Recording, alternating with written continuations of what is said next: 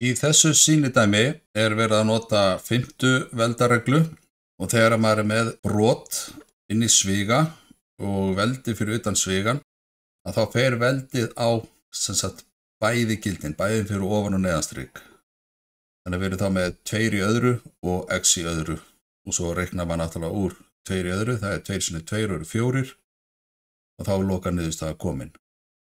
En við skulum skoða líka hvernig þetta lítur út, hvað að gerast þarna. Við erum með svigan í öðru veldi sem þýðir að við erum með 2 sviga og hér getum við bara fellt út svigana vegna þess að þetta allt saman í plús. Þannig að við erum þá raun og veru með 2 deilt með x sinnum 2 deilt með x og erum þá komin í þennan brotareikning, það að segja margföldun brota og þegar maður margfaldar saman brot að þá setur maður gildin uppi saman og margfalda og gildin fyrir neðan saman.